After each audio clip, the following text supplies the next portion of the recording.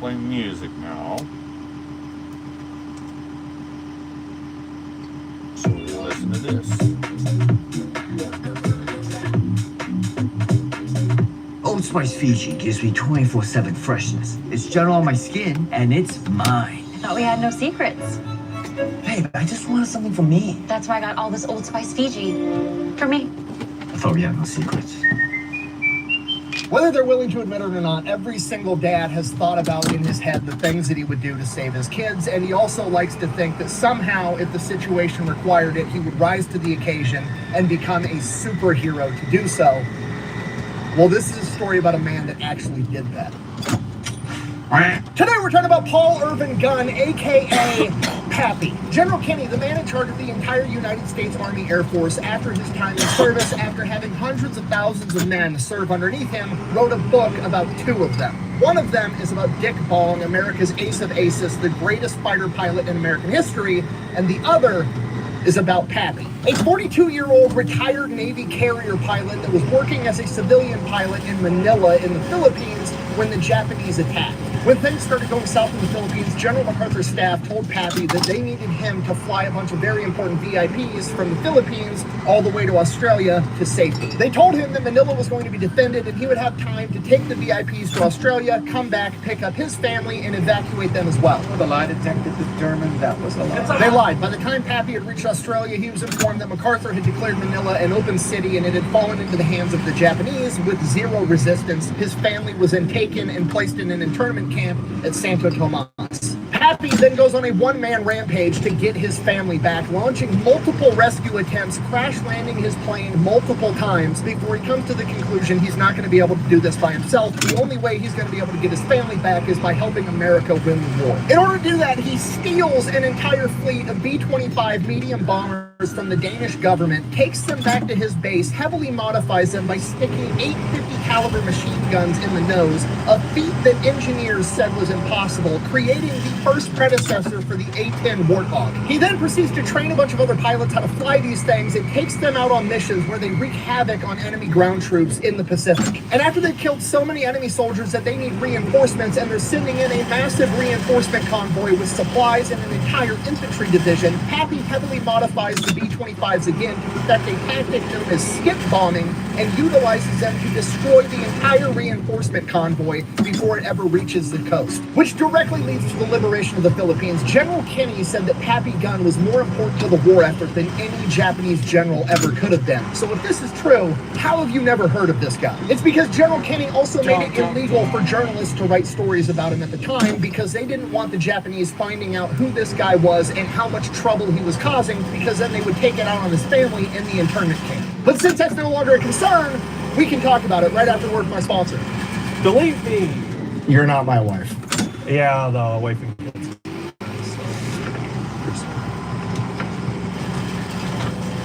Great.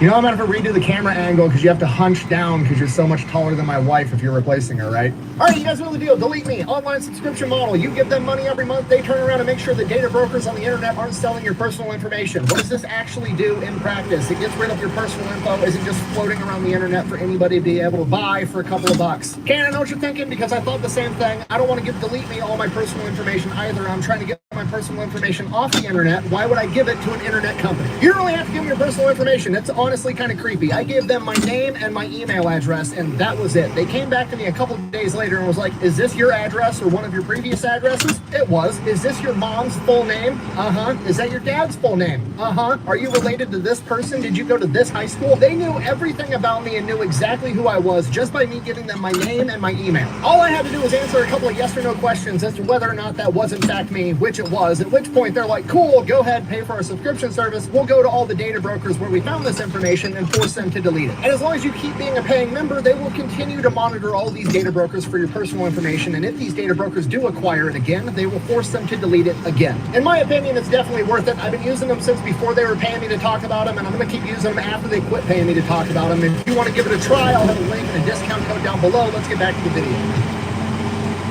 Yeehaw! Our story begins October 18th, 1899 in Quitman, Arkansas, when a young Paul Irvin Gunn is born. He is one of 9 kids. He has 5 older sisters, and he is the oldest son. At the age of 7, his dad passes away. His 5 older sisters have already married and moved out of the house, and he is at this point the oldest child. He is now the man of the house at 7 years old. From this point on, he becomes a workaholic for the rest of his life. If he's not helping his mom on the farm, he's going out, he's shining shoes in town, and then eventually he gets a job working for a mechanic in town, working on cars, where he becomes a brilliant mechanic at a very young age. Hi, my name is Stephanie. I'm a 9-year-old car mechanic.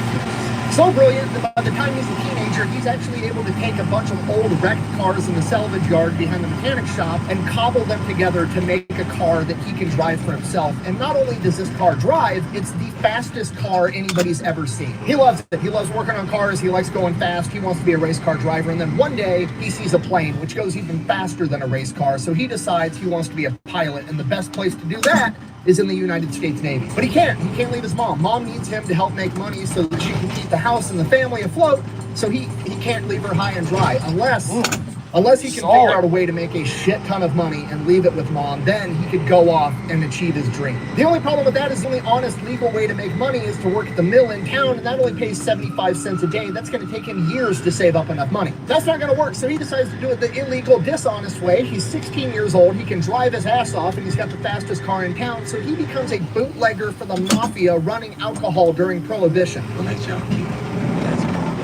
He gets paid $30 for a single run. He's making $30 in a night when most other grown men are making 75 cents a day. He winds up saving up hundreds and hundreds of dollars for his mom. After he's finally saved up what he thinks is going to be enough money, he's going to go out on one last mission. He's going to go out on one last run, and on that run, the police set up a trap and they catch him on a bridge. He gets arrested. This is going on during World War I. The draft is in place, at which point he's taken to court and he is given the options: go to the military or go to jail. And he's like, well, this is perfect. I was planning on going to the military anyways. So he goes. Your plan. It worked. Every step of the way.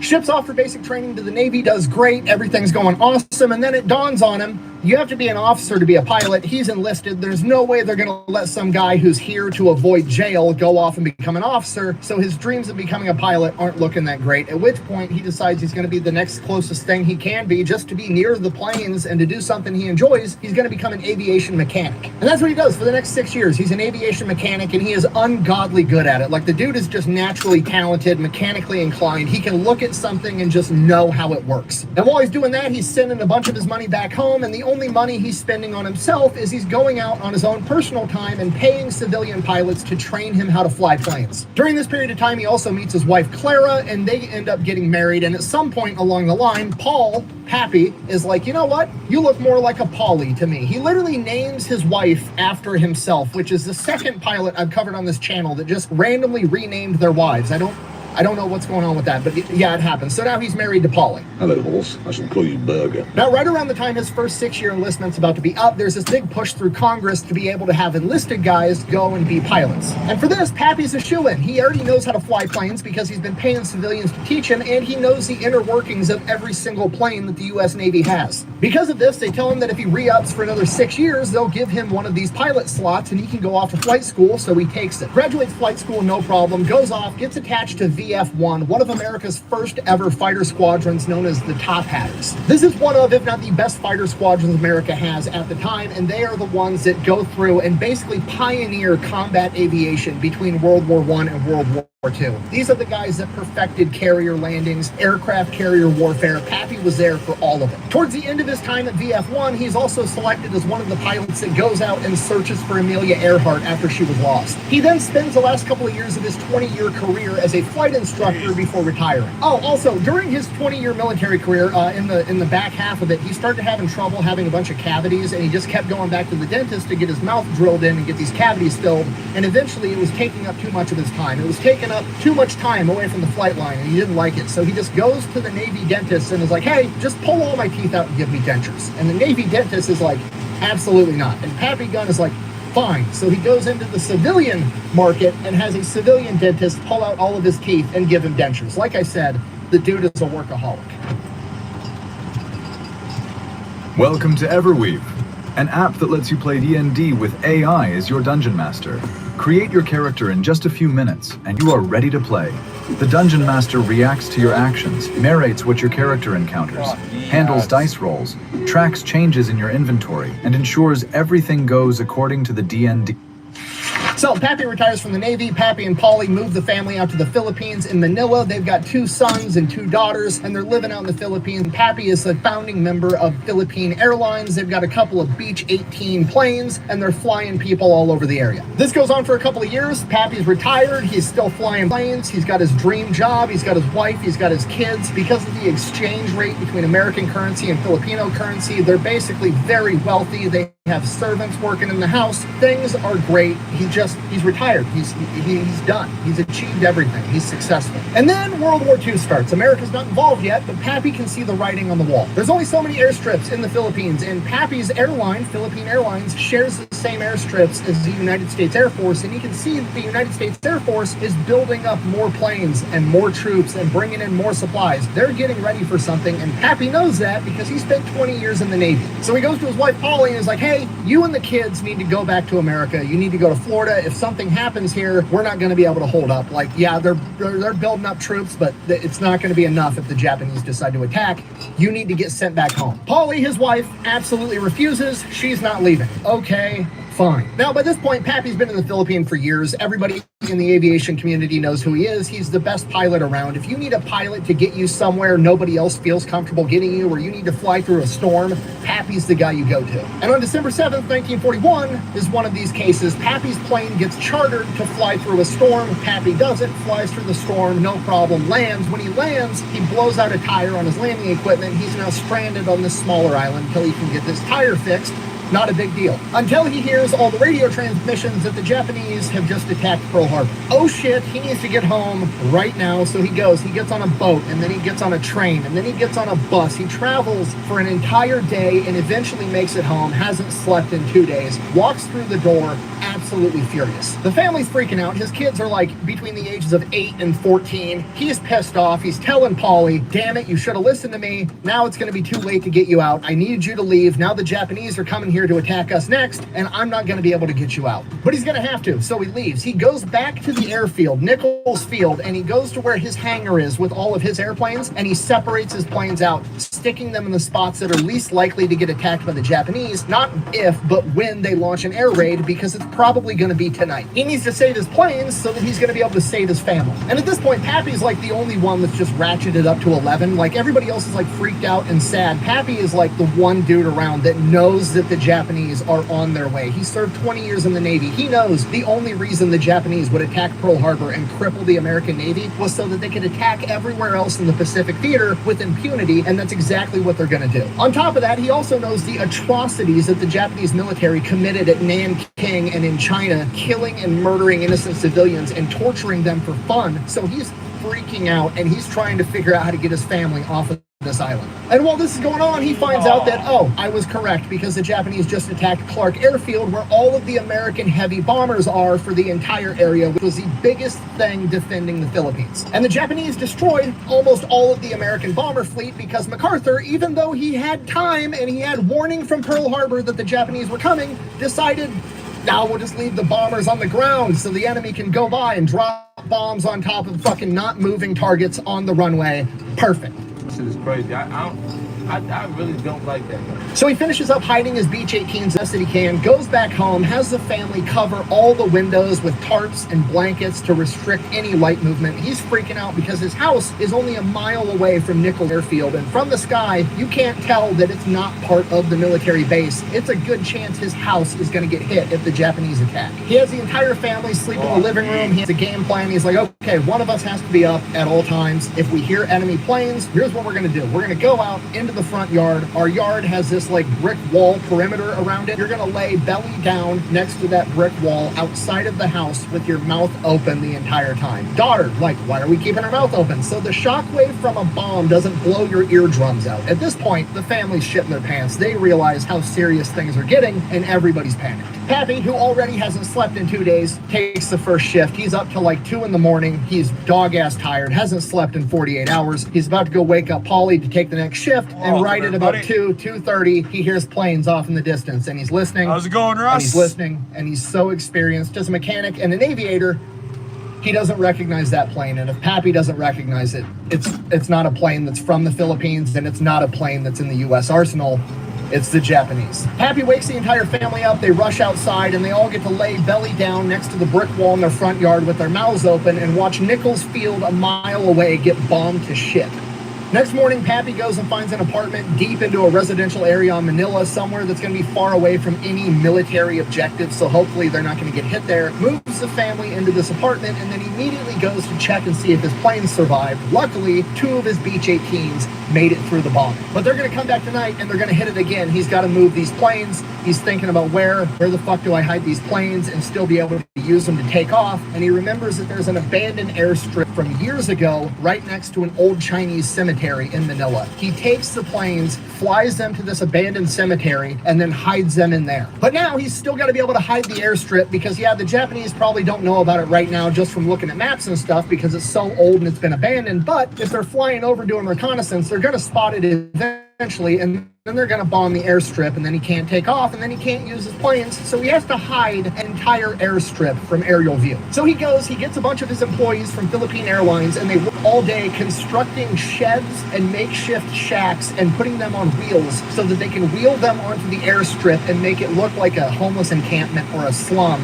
not an airstrip from an aerial view. He then heads over to the Navy office in Manila and is like, hey, are you guys calling me back into service? What do you need? What are we doing? Everybody at the Navy, nobody has any fucking clue what's going on. Everything's chaos. They basically like shrug their shoulders and like, I don't know, bro, we haven't heard anything. So then he goes to check in with the Army Air Force, and the Army Air Force is like, hey, we're confiscating every civilian plane, everything we need, we're confiscating all of it. It's ours now. So we're going to take your Beech-18s. You can give them to us, and then you can go fend for yourself with your family in Manila, or since you're a pilot, we'll commission you right now, and you can be a United States Army Air Force pilot. And Pappy's like, fucking, I guess I'm gonna be a pilot, and he gets commissioned as a captain on the spot at the age of 42, just so we're all clear, which is ancient in military standards. Things aren't so bad. Food's a lot better. We used to boil everything. No polio's good. Internet, so helpful. From here, Pappy's working like 18 hours a day as a pilot, doing whatever they need him to do. He's flying VIPs from island to island. He's moving supplies around in his Beech-18, whatever they need. He's working like 16 hours a day, and then when he goes home, he's working trying to figure out how to get his family off this and how to keep them safe. One of the things he needs is an air raid shelter for his family. He can't dig one because the water table in the Philippines is so high it'll just flood. So he steals this giant boiler, cuts it open, and then builds an air raid shelter inside of this massive boiler that'll be able to deflect shrapnel, ideally bullets and everything else, and has his army guys serving under him deliver it to the front yard of their apartment, and it's just sitting in front of their apartment. Then December 13th, 1941, Pappy's on a solo mission doing a supply run, and while he's out there, basically enemy airspace at this point, 2 Zeros get on his tail. He's in a Beech-18. It's a civilian aircraft with no armor, no guns, no defensive measures. He doesn't have a parachute. To make things worse, he's got extra fuel tanks in the back. They're not self-sealing. He's basically flying a giant incendiary bomb, and he has no way of defending himself. It's not the plane. It's the pilot. The Zero starts shooting at him. Pappy does the only thing he can do. He dives down, gets like feet off the ground. He's bobbing and weaving in between trees, hills, flying nape of the earth. Anything he can do to try to lose these Zeros, he's doing it. They chase him for like 10 minutes. They wind up shooting out his right engine and hitting his fuselage. He winds up losing the Zeros, but now he smells fuel. They punctured his fuel tanks. They're not self-sealing. He still has a huge problem on his hand. He's not going to be able to make it far on one engine. So he goes to the nearest Allied airfield. He approaches. He radios in. No response. Radios in. No response. He has to land this plane like right now. As he makes his approach, Allied forces start lighting him up with anti-aircraft fire, hitting his plane even more. Stop blowing holes in my ship! Pappy peels off, somehow manages to limp the plane all the way back to Nichols Field, a mile from his house, and as he approaches Nichols Field at night, he radios in. Still, no response from anybody. The radios have been knocked out in the previous air raids, and he's approaching, goes to hit the landing gear, The hydraulic system for his landing gear's out too. He now has to belly land a plane with leaking fuel tanks in the middle of the night. Somehow he does it. He crash lands this plane, ends up ripping the wing off. The plane's absolutely totaled, but he survives. He's got one plane left, and then he just kind of like goes home. He's later told by the mechanics that his plane had 130 bullet holes in it. But, you know, whatever. He smokes a cigarette and heads home.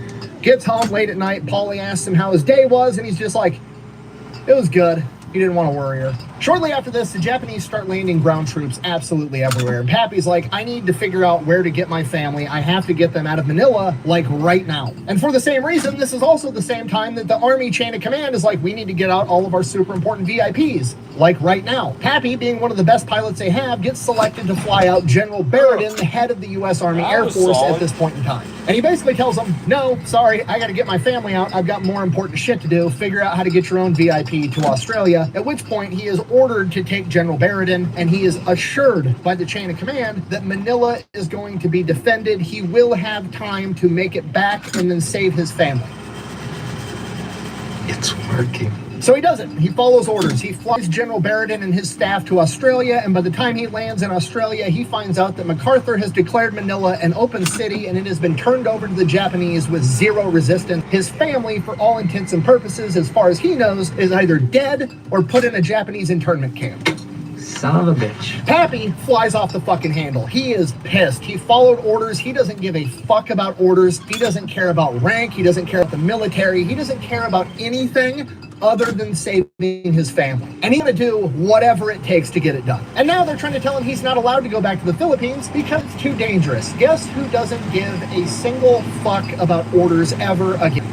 Papy Gun. So he goes out and somehow or another he acquires $3,500 and then finds somebody that's already headed back to Manila on orders, bribes them with $3,500, gives them his wedding ring and a note that says, get this to Paulie at this address, and that letter tells her, have the kids ready, pack one bag apiece, be on this road at this time, I'll be there to pick you up. 10 days later, Pappy steals a military plane, flies it into the Philippines with no escort in enemy territory, completely unguarded at night, lands it on the civilian road that he told his wife to meet him at, and he sits there and he waits, and he waits, and he waits, and his family doesn't show up. So he does the only thing he can do. He heads back to Australia. McAllister. Oh, lovely ball, Ekachike! Don't give me this. Fucking hell. Give me this.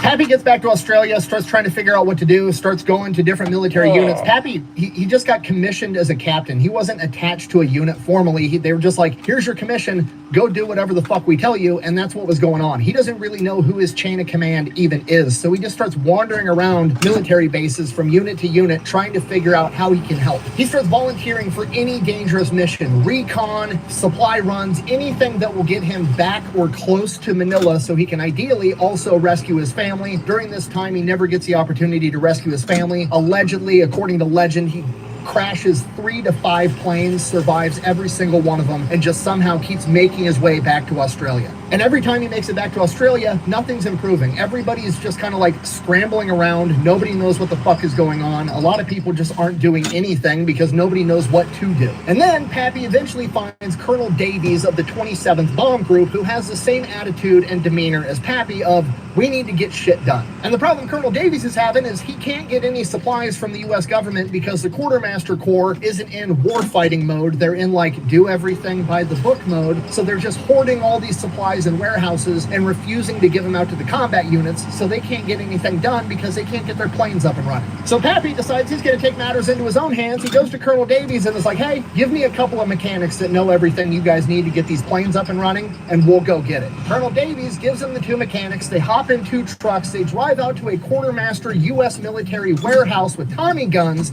and rob the warehouse. A couple hours later, Pappy and the 2 mechanics come rolling back up to Colonel Davies' base with all the shit they needed to get these planes up and running, and Colonel Davies is like, do I want to know how you got this? And Pappy's like, nope. To which Colonel Davies replies, good. get more. And for a while, this becomes Papy's new job, strategically transferring equipment to an alternate location for Colonel Davies. Whatever he needs, he gets, and whatever he can't get, he figures out how to make. And if he can't make it on the spot, he goes out to machine shops in Australia and convinces them to make it for him. Nobody knows where he got the money to do it. He wasn't going to rob civilians. They're not the ones that lied to him and got his family put in an internment camp, so he doesn't want to screw them over. He somehow manages to pay the Australian manufacturing shops for all the aircraft parts they need. Nobody knows where he got the money, but he amassed $16,000 in receipts, which is approximately like $320,000 today. Is all this legal? Absolutely. Papy is a man possessed. He's working 24/7 all the time. People are going, they're working first shift, second shift, coming back to work, and Papy is still there working. And this is where the legend of Papy Gun starts to take off, and he gets the nickname Papy because everybody's like, who the fuck is this old captain that works 24/7, doesn't need to sleep, and is willing to rob people with a gun? And after working around the clock for weeks, they finally got a bunch of P-40s ready to get into the action, and they're going to ship them off to Bataan to help the Allied forces fight the Japanese. Only problem, for the most part, these are all rookie pilots. Navigating over open ocean is extremely difficult, and they don't know the area, so Papy's like, fine, I'll do it myself. I will guide the P-40s there in my Beech 18. And who knows, maybe I'll be able to slip off and rescue my family. So they take off, Papy's in his Beech 18, he's guiding the P-40s. They're going to have to make multiple stops to refuel on different islands along the way, and they make it to their second refueling point, and one of the P-40s blows a tire. So naturally, they're going to leave that P-40 there, wait for it to get repaired, and the rest of the P-40s are going to continue to Bataan. No, I'm just kidding. The commander is like, no, that would be too risky, because then there would be one P-40 traveling by itself, and he would be an easy target for the Japanese. So instead of having the P-40, the warplane designed for aerial combat, travel by itself, we're going to have Papy in his Beech 18 civilian plane with no armor, full of fuel tanks that aren't self-sealing, and no guns. We're going to have him fly back by himself, pick up a tire, bring it back, and then he can fix it because he's the mechanic. Seems fair. Papy's like, fine, whatever, flies back, gets the tire, flies back to this island. When he gets back to the island, fixes the tire, and then he's informed that the Japanese have just captured the Dutch East Indies, which was their next refueling point, so now they can't make it to Bataan. At this point, the P-40s get diverted, they get sent out to Java. Papy takes them to Java, then he heads back to Australia, and at this point, he now realizes the only plane with enough fuel to be able to make it from Australia straight to the Philippines is going to be a massive bomber, and he doesn't have that plane, so he's going to have to acquire one if he wants to save his family. So Papy gets back to Australia, goes out to the junkyard. The junkyard is just being salvaged to death. There's no supplies, everybody's cannibalizing everything to keep planes in the air, but he finds his B-17 that's just completely destroyed. It's all shot up, it's ruined, it's been dug through for any valuable parts, but they're not Papy. Papy finds his B-17. It says Miss EMF painted on the side, which he later found out meant every morning fixing, because before it was decommissioned, they had to work on it every single day to keep this plane in the air. Papy goes to work around the clock, working on Miss EMF, stealing all the parts that he needs, and he gets his B-17 to the point that it can fly. And unlike his civilian Beech 18, this can carry guns and ammunition, which is something Papy definitely wants. So that's exactly what he gets. We don't really know how for sure, but allegedly the word on the street is by this point in time, Papy had started carrying 2 Colt 45s on a chest rig on either side of his body, and he convinced a supply sergeant and some aviation mechanics to load up his plane at gunpoint. He then proceeds to go on multiple combat bombing missions by himself under no orders. Then the next opportunity to get to the Philippines arises. Basically what's going on at this point is Allied forces on the ground are just getting ravaged by malaria. They need to get malaria medication smuggled into the Philippines to keep their troops up and fighting. So they're going to get all this malaria medication, and they need a crazy pilot to fly all the way there, and Papy volunteers, thinking it's going to be another opportunity to get close to my family. Maybe I'll be able to rescue him. So he loads up his plane with quinine, malaria medication, and flies straight towards Bataan. On the way there, about 12 hours in, Japanese Zeros spot him. They come in, they shoot him down. Papy's somehow able to limp this thing to the nearest island, where he has to crash land into a coconut grove. Papy then links up with friendlies on the island, finds out that his family is still alive, and then figures out a way to make his way back to Australia. A submarine comes and picks him up. When he gets back to Australia, he checks out the flight line, and there is 14 brand new B-25 medium bombers fresh off the factory line sitting there. Papy is immediately pumped, like, okay, we're getting new planes, we're going to be able to fight this war, we're going to win, I'm going to get my family back. Papy starts talking with the NCO that's on the flight line. Hey, Melissa, I'm listening to the Fat Electrician. He tells lots of cool war stories. American factories. These planes actually belong to the Dutch Air Force, which is in shambles, and they don't even have enough men to man these planes. Immediately, Pappy's pissed. Like, what the fuck what are you talking about? We've got American pilots sitting around that don't have planes that are ready to go get into combat, and these are just going to sit here empty. And the NCO's just like, yep, pretty much that's about it. That is without a doubt the dumbest thing I've ever heard. So Pappy immediately goes to Colonel Davies, tells Colonel Davies what's going on. Colonel Davies kicks it up to his chain of command, and the general above Colonel Davies writes an order for the American military to seize those B-25s. Have the Dutch agreed to this? No. Does Pappy care? Also no. So Pappy and a bunch of his boys roll up to this Dutch airfield, and they're like, hey, we're supposed to take these planes. Here's our written orders. And the Dutch are like, what the fuck are you talking about? Nobody told us anything about this. No, you're not taking our planes. We need to look into this. We need to run this up our chain of command. You know, pretty understandable, normal chain of procedure that they're asking here. And Pappy's like, oh, sure, go ahead. You mind if we go look at the planes while you guys figure that out? And they're like, yeah, go ahead, go look at them, whatever. They go in the office to check this with the chain of command. Pappy and his guys hop in the planes and just fucking take off. By the time they land back at their airfield, the Dutch have already radioed up to the American chain of command. There's some major from a different chain of command that's there barking orders saying, we need to take the planes back right now. You stole these planes, blah, blah, blah, blah, blah. Colonel Davies comes around the corner and is like, what orders do you have to make us send these planes back? And he's like, I have verbal orders from so-and-so. And he's like, cool, well, I have written orders right here, and written orders trump verbal orders, so fuck off, the planes are ours. Fuck those days. Strategic management is key to victory in Rise of Kingdoms. Refugees are gathering at the city gates. Let them in. Manage your money and resources wisely, and build sturdy homes to protect against the elements. Good seas lead to a great harvest. We've got plenty of food. Selling the servant brings in a happy district. Rice prices have dropped. Stock up for winter hits. After we make it through winter, the population will surge again, and my power will soar. Clean up the VVIP seat. Crossplay, now available.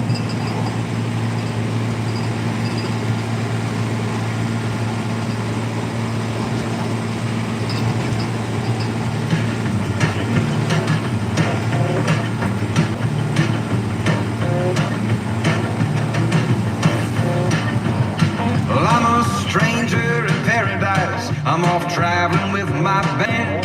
I'm a gypsy-hearted.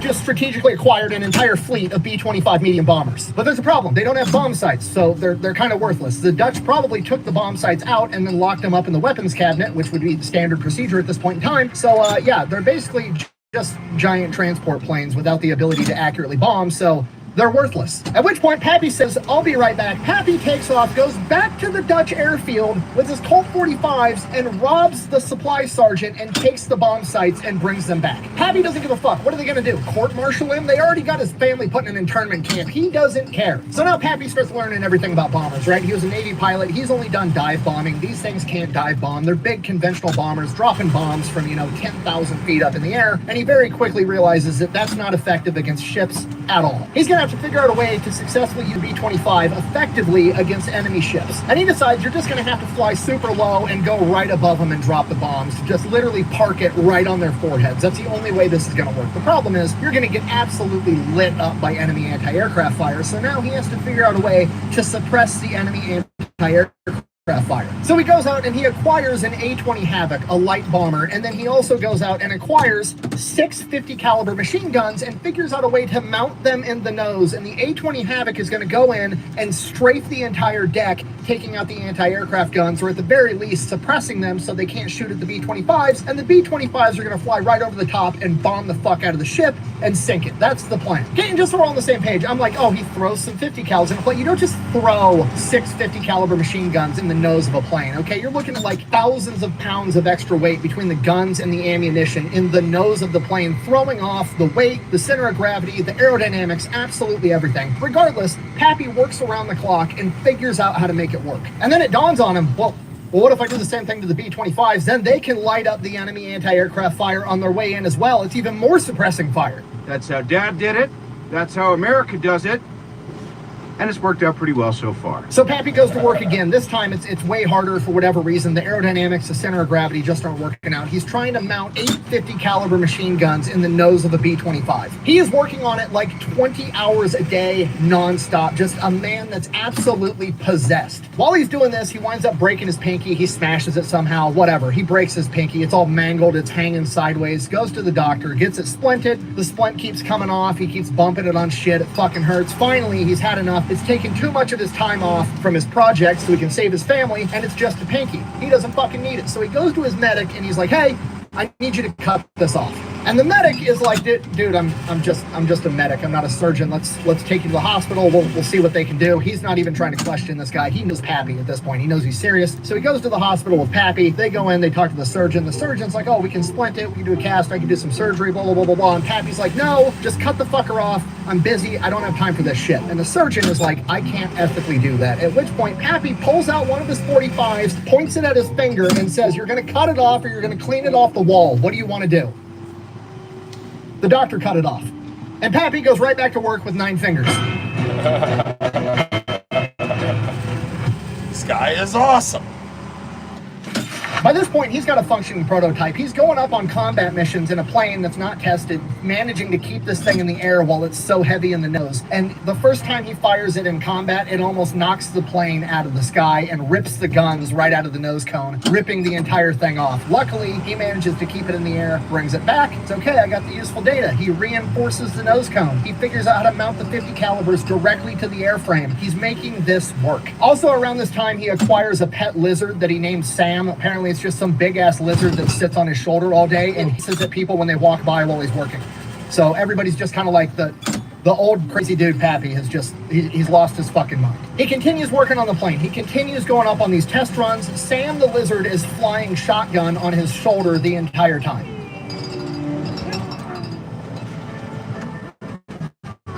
Eventually, he thinks he's got it. He thinks he's perfected the design. He has made this plane work somehow, and he wants to go test it. The problem is, there's no combat missions for the day, so he takes off anyways, and he's just flying around looking for something to shoot. He flies over a farm, and he sees a cow. Papy and Sam, it was probably Sam's idea, but Papy ends up strafing this cow, and allegedly, the 50 caliber machine gun fire from 8 50 cals picked the cow so high up into the air that he actually flew underneath it.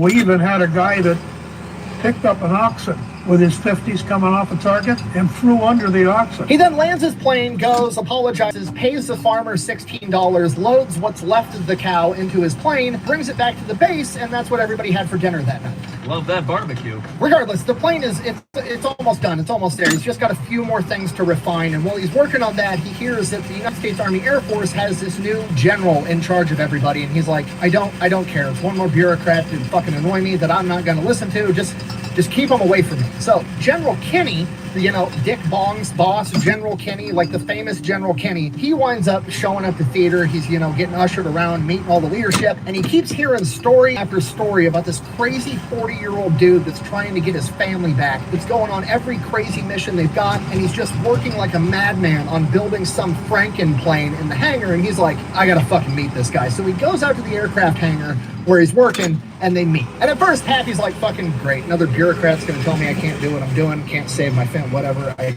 don't care. But they meet, they start talking, and he very quickly realizes that General Kenny is not only a capable airplane mechanic that knows what the fuck he's talking about, he also wants to win this war and isn't afraid to do unconventional shit. So many fish, no ads, and easy resource gathering in this ice game.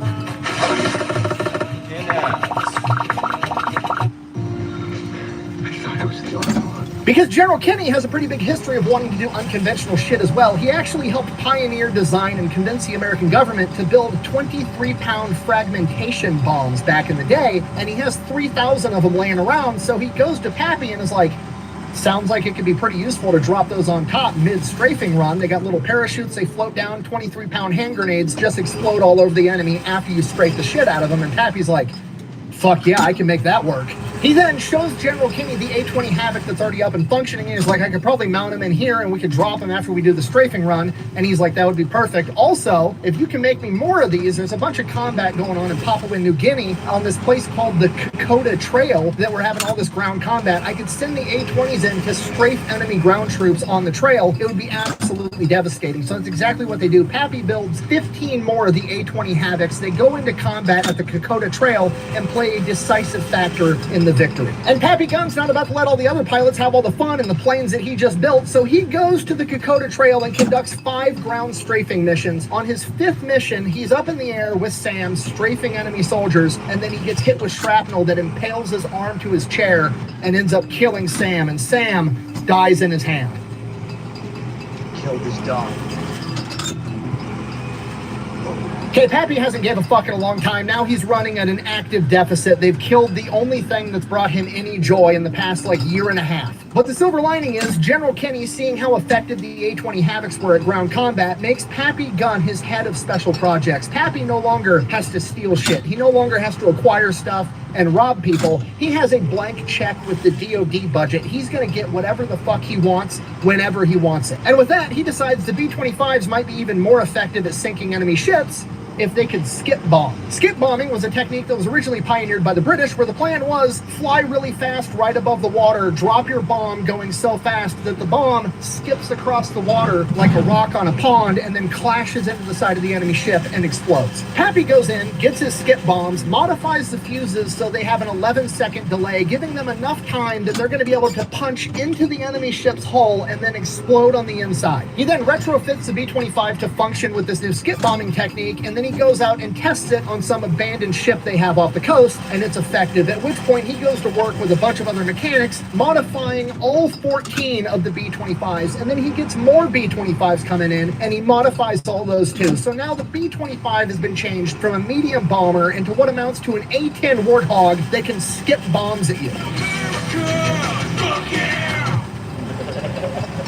Fucking love this guy. Late February 1943, things in the Pacific Theater are, the tide is starting to turn. On the ground, both sides are sucking. It's turning into a war of attrition. Both sides, the American and the Japanese, are struggling to get their guys troops, supplies, and reinforcements. Military intelligence has found out that the Japanese are launching a major reinforcement operation for New Guinea, where they're sending in an entire division of Japanese Marines. They're going to be coming in on 8 troop transports, being escorted by 8 Japanese destroyers. If they can somehow prevent these troops from making it to New Guinea and destroy their ships, America's going to be able to take it over that much faster. If so facto, the war ends sooner. Papy gets his family back. Papy is all about it. It's time to throw in the B-25s. All right, so here's the plan. Obviously, these ships are going to have fighter cover from a bunch of Japanese Zeros. We're going to send in America's new badass fighter plane, the P-38 Lightning. They're going to go clear out the Zeros. Then we're going to send in a bunch of B-17 conventional bombers. They're going to drop their bombs from like 10,000 feet up in the air. It's going to be horrifically ineffective. But we know that. It's part of the plan. We're not dropping those bombs because we think they're going to sink the ships. We're dropping those bombs because it's going to force the ships to break out of their formation and create chaos. After their formation's shattered, then we send in the A-20s to strafe the decks and suppress the enemy anti-aircraft, and then we send in the B-25s to suppress them even more and skip bombs right into the sides of their hulls. It's a good plan. Papy's excited. General Kinney steps in and is like, no, you're too valuable to lose in combat. You're not allowed to go. So naturally, Papy goes anyways. March 3rd, 1943, Battle of the Bismarck Sea. Everything goes according to plan. The P-38s go in, they take out the Zeros. The B-17s go in, they drop their bombs, they scatter the enemy formation, creating chaos. The A-20s go in, and this is where things take an unprecedented turn. You see, the Japanese didn't know that the A-20 Strafer was a thing yet. So when they saw a bunch of light bombers approaching at low altitude, they naturally assumed that they were torpedo bombers, because obviously that's the only thing that could be. Now, the doctrine for dealing with torpedo bombers, if you're a ship, is to turn towards the torpedo bombers, so you reduce how big of a target you are. I'm doing this shit for fun. On your full broadside, they can hit the whole side of their ship, but if you turn to face them, they'd have to hit you dead on right on the front. I'm just out here plowing out a few buddies' yards because it needs to be done, and I got a tractor, so this one's done. I gotta go get my buddy down the highway. This 20 clicks. I gotta go catch his cistern.